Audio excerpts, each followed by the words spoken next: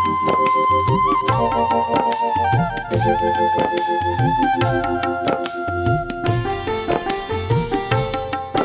ଇଏ ହେଲା ତୁମର ପାର୍ଟ 3।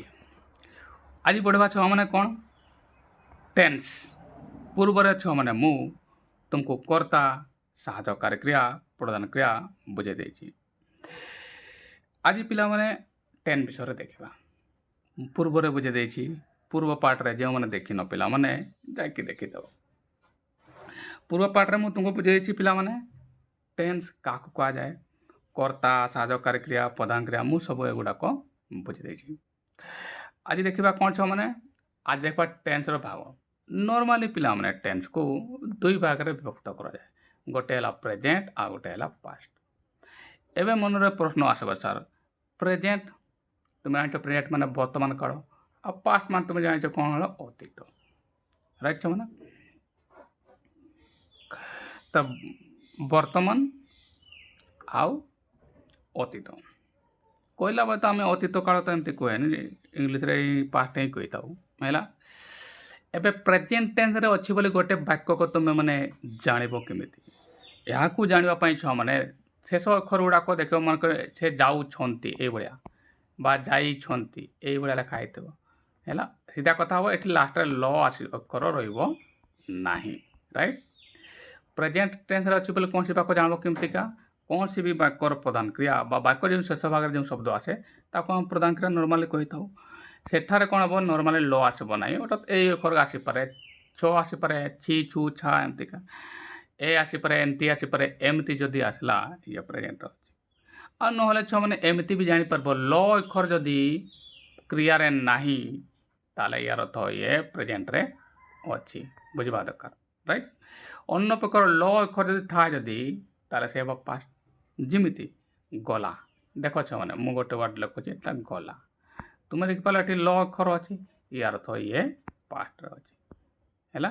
ଯେମିତି ଖାଇଥିଲା, ଯେମିତି ସିମେ ଛୁଆମାନେ ଖାଇଥିଲା, ୟାକୁ ଦେଖିବ ହେଲେ ଛୁଆମାନେ ଦେଖ ଲାଷ୍ଟରେ ଲ ରହିଲା ନା କ୍ରିୟାରେ ହେଲା, ଇଏ ଲ, ୟାର ଅର୍ଥ ଇଏ ପାଷ୍ଟ ଅଛି। ତାହେଲେ ପ୍ରେଜେଣ୍ଟ ଆଉ ପାଷ୍ଟରେ ସହଜରେ ଚିହ୍ନି ପାରିବ। କୌଣସି ବି ଶବ୍ଦ ଯଦି କ୍ରିୟା, ଶବ୍ଦ ମାନେ କ୍ରିୟା ହେଲା, ଯେମିତିକି ବାକ୍ୟର ଶେଷ ଭାଗରେ ରହିଥାଏ ନାହିଁ। ମୁଁ ପଢ଼ିଥିଲି ଯେ ଯେଉଁମାନେ ଟେନ୍ସ ଦେଖିନ, ସରି ଅନୁବାଦ ଦେଖିନ, ସେମାନେ ମୋର ଅନୁବାଦ ଦେଖିଦେବ। ଲାଷ୍ଟରେ କ୍ରିୟା ଥାଏ, ଏଠାରେ କ୍ରିୟା ଥାଏ, ସେ କ୍ରିୟାର ଶେଷ ଅକ୍ଷର ଲ ହେଲା ମାନେ ମୁଁ କହିଦେଲି ପାଷ୍ଟ, ଆଉ ହବନି ହେଲେ ଏଇଗା ହେଇପାରେ, ଆଉ ସେ ହେବ ପ୍ରେଜେଣ୍ଟ। ରାଇଟ୍ ଛୁଆମାନେ? ତାହେଲେ ଟେନ୍ସକୁ ଏମିତି ଦୁଇ ଭାଗ ବିଭକ୍ତ କରିବା, ଗୋଟେ ହେଲା ପ୍ରେଜେଣ୍ଟ ଆଉ ଗୋଟେ ପାଷ୍ଟ। ଏବେ ପ୍ରେଜେଣ୍ଟ ଟେନ୍ସକୁ ଆଉ ପାଷ୍ଟ ଟେନ୍ସକୁ ଦୁଇଟା ସାରା କ'ଣ ଚାରି ଭାଗରେ ପୁଣି ଏହାକୁ ବିଭକ୍ତ କରାଯାଉଛି। ଚାରି ଭାଗରେ ବିଭକ୍ତ କରାଯାଏ। ଯେମିତିକା ପ୍ରେଜେଣ୍ଟର ମୁଁ ଗୋଟେ କହିଲି ସିମ୍ପୁଲ ବା ପ୍ରେଜେଣ୍ଟ ସିମ୍ପୁଲ କୁହନ୍ତି, ଆଉ ନହେଲେ ପ୍ରେଜେଣ୍ଟ ଇନଫିନାଇଟ୍ କୁହନ୍ତି ହେଲା ନା। ପ୍ରେଜେଣ୍ଟ ସିମ୍ପୁଲ, ତାପରେ ପ୍ରେଜେଣ୍ଟ ପ୍ରୋଗ୍ରେସିଭ, ବା ଏଠି କିଛି ପିଲାମାନେ ଏହା ବି ଜାଣିଛୁ ଇମ୍ପରଫେକ୍ଟ ବି ଏହାକୁ କୁହାଯାଏ। ତାହେଲେ ଗୋଟେ ଗୋଟେ ମୁଁ କହୁଛି, ପ୍ରେଜେଣ୍ଟର ହେଲା ସିମ୍ପୁଲ, ରାଇଟ୍? ତାପରେ ପ୍ରେଜେଣ୍ଟ, ତାପରେ ପ୍ରୋଗ୍ରେସିଭ କହିବ ବା ଇମ୍ପରଫେକ୍ଟ କହିପାରିବ, ତାପରେ ପ୍ରେଜେଣ୍ଟର ପରଫେକ୍ଟ କହିପାରିବ, ତାପରେ ପରଫେକ୍ଟ ପ୍ରୋଗ୍ରେସିଭ ବା ପରଫେକ୍ଟ ପ୍ରୋଗ୍ରେସିଭ ୟାକୁ କହିପାରିବ। ରାଇଟ୍ ଛୁଆମାନେ? ପ୍ରେଜେଣ୍ଟ ଟେନ୍ସକୁ ପୁଣି ଚାରି ଭାଗ ବିଭକ୍ତ କରା, ସେଇଭଳିଆ ପାଷ୍ଟ ଟେନ୍ସକୁ ମଧ୍ୟ ଚାରି ଭାଗରେ ବିଭକ୍ତ କରାଯାଏ। ଯେମିତିକା ପାଷ୍ଟ ସିମ୍ପୁଲ, ଦେ ପାଷ୍ଟର ପ୍ରୋଗ୍ରେସିଭ, ପାଷ୍ଟର ପରଫେକ୍ଟ ଆଉ ପାଷ୍ଟ ପରଫେକ୍ଟ ପ୍ରୋଗ୍ରେସିଭ। ବୁଝିଲେ ଛୁଆମାନେ? ଏମିତି ପ୍ରେଜେଣ୍ଟ ଟେନ୍ସକୁ ବି ଚାରି ଭାଗରେ ଆଉ ପାଷ୍ଟ ଟେନ୍ସକୁ ବି ଚାରି ଭାଗରେ ବିଭକ୍ତ କରାଯାଏ ହେଲା ଛୁଆମାନେ। ଏହା ତୁମକୁ ମନେ ରଖିବାକୁ ପଡ଼ିବ ହେଲା ଛୁଆମାନେ। ମୁଁ ପୁରା ବିଭକ୍ତିକରଣ କହିଦେଲି। ସିମ୍ପୁଲ ମାନେ ଓଡ଼ିଆକୁ ଆମେ ସରଳ କହିପାରିବା, ପ୍ରୋଗ୍ରେସିଭ ଆମେ ପ୍ରଗତିଶୀଳ କହିପାରିବା ବା କଣ୍ଟିନ୍ୟୁ ବି କହିପାରିବା ବା ନିୟମିତ ବି କହିପାରିବା। ଯେମିତି ମୁଁ ପ୍ରେଜେଣ୍ଟ ସିମ୍ପୁଲ କହିପାରିବି, ଏଟାକୁ ପ୍ରେଜେଣ୍ଟ ପ୍ରୋଗ୍ରେସିଭ କହିପାରିବି, ପ୍ରେଜେଣ୍ଟ ପରଫେକ୍ଟ କହିପାରିବି, ପ୍ରେଜେଣ୍ଟ ପରଫେକ୍ଟ ପ୍ରୋଗ୍ରେସିଭ କହିପାରିବି। ଏହା ତାର ଓଡ଼ିଆ ଗୁଡ଼ାକ ଅଛି। ନର୍ମାଲି ଆମେ ଓଡ଼ିଆ ଗୁଡ଼ାକ କହେ ନାହିଁ, ଟେନ୍ସ ମାନେ କହିଲା ବେଳେ ଏମିତି ତ କହେନି ଯେ ଏ ସେଣ୍ଟେନ୍ସଟା ବର୍ତ୍ତମାନ ସମ୍ପୂର୍ଣ୍ଣ ପ୍ରଗତିଶୀଳରେ ଅଛି, ଏମିତି ତ ଆମେ କହେ ନାହିଁ ହେଲା ନା। ଇଂଲିଶରେ ହିଁ କହେ, ତେଣୁ ଇଂଲିଶ ଓଡ଼ିଆ ମାନେ ନ ଜାଣିଲେ ବି ଏତେ ଫରକ ପଡ଼ିବ ନାହିଁ। ରାଇଟ୍ ଛୁଆମାନେ? ଏବେ ଛୁଆମାନେ କ'ଣ, ଏବେ ଆମେ କ'ଣ ଗୋଟେ ଗୋଟେ ବାକ୍ୟ ଦେଖିବା। माने प्रेजेंट कौन देखो छ माने सिंपल प्रेजेंट सिंपल का कह जाए आउ प्रेजेंट सिंपल किमिति थिले वाक्य गुड़ा आम प्रेजेंट सिंपल लिखा यह संपर्क मु संपूर्ण तथ्य तुमको एबे मु देवी एगुड़ाक छ माने खातार लिखि रख है आ प्रत्येक टेन्स तुमको छ माने पुणी मु कहीदे एम को पुणी आम 4 भाग व्यक्त करवा कौन कौन से गुड़ाक मु कहीदेवी है माने एगुड़ाक 4 भाग व्यक्त करवा आसो मैंने एक गोटे गोटे को एगा जितकी अच्छी ना सब मैंने यहाँ पुणी 4 भाग व्यक्त करदे गोटे है कौन तुम है एफर्मेटिव है नेगेटिव इंट्रोगेटिव एगुड़ाक भी मु तुमको लिखिदिए अच्छा मैंने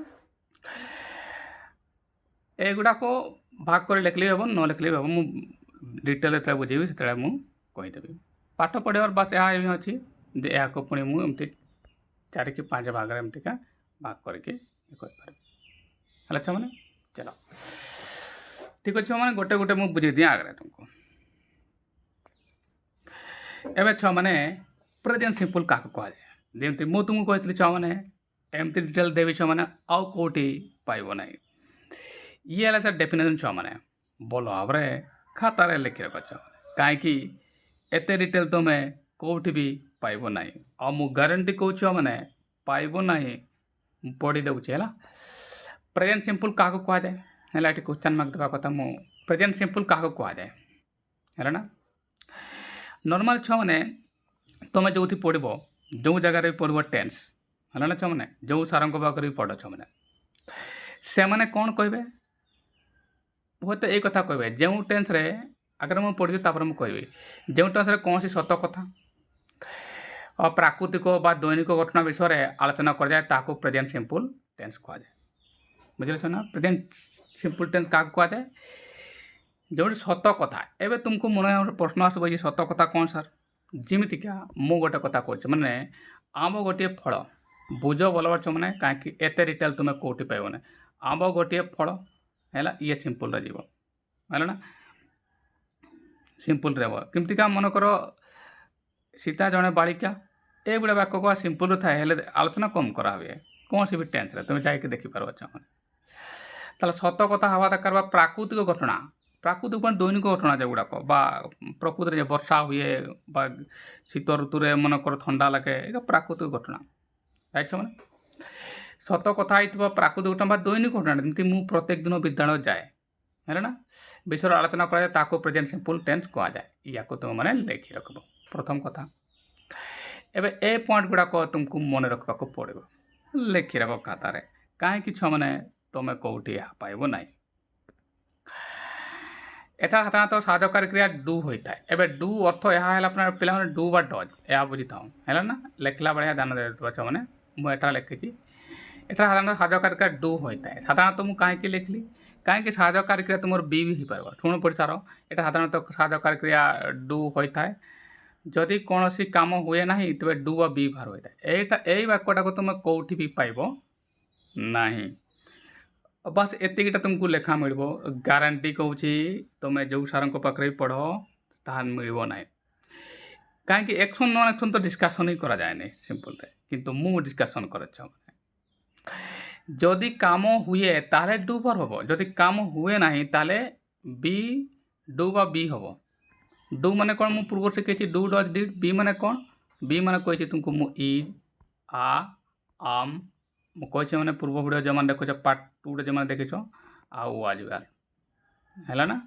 एगुड़ा जदि एक्शन न हुए राइट मैंने मु बुझेदेवी एक्शन केत हुए केत एक्शन न हुए परवर्त समय बस यहाँ लिखि रख किंतु आफर्मेटिव बा अतिवाचक वाक्य डू डू बा डज भर व्यवहार हुए ना अतिवाचक वाक्य डू भार साधारणतः प्रेजेंट सिंपल यूज करा जमीका आई गो टू स्कूल देख मैंने I go to school a sentence रे देख है ना ये आम साधकारी क्रिया लिखले डू लिखी था आम साधारण नॉर्मली व्यवहार करे ना तो अतिवाचक वाक्य आम व्यवहार करे ना डू भर है यह मन रख 3 नंबर कथा कौन है मैंने 3 नंबर कथा है जे डू बा डज डू माने डू बा डज केवल नेगेटिव और प्रश्नवाचक वाक्य व्यवहार कर मन रखी डू बा जमीका जमीका पिला मन गोटे देखुची डज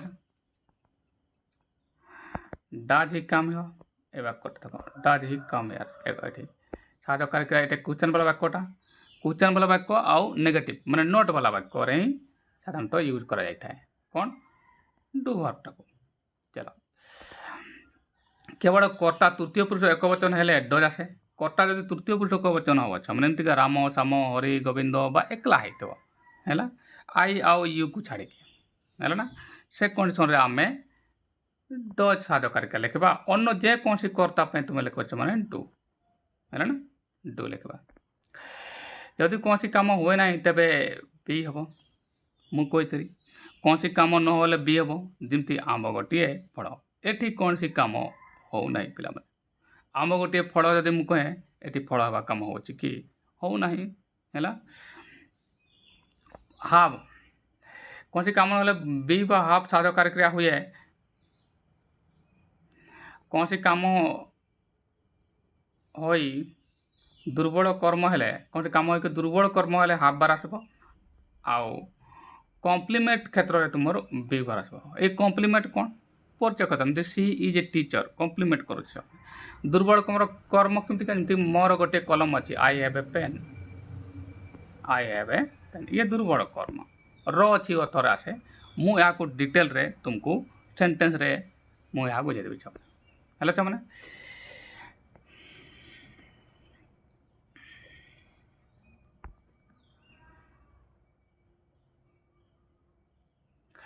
तो मैं 5 रे लिखी देछि कौन से काम न होले बी आउ ये हबो एटा 5 नंबर न लिखले भी हबो एटी जदि कौन से काम न हुए बी बा हाफ यूज हुए एटा तो एठी भी लिखे काम न होले डू बी होई थाए ताले ये छला माने आजिरो पाठ लचा माने ये तुमरो पार्ट 3 आशा करछ माने तुमने बुझी पाइलो हैला नेक्स्ट पार्ट रे छ माने या विषय रे प्रेजेंट सिंपल विषय सेंटेंस बनेबा नला ना तार डिटेल मु कहि छ माने आशा कर तुमने बुझी पाइछ पुणी मु जे पुणी आथर कहि जे जे टेंस रे कोनसी सत कथा माने जिमतिका राम जणे बाळक सत कथा हैला छ माने बा मु या कोइ वर्षा ऋतु वर्षा हुए सत कथा नहीं कि एमती सत कथा आइथबो हेले तुमर प्रेजेंट सिंपल हबो प्राकृतिक घटना जमती का सूर्य पूर्व दिगरे उदय हुए प्राकृतिक घटना है माने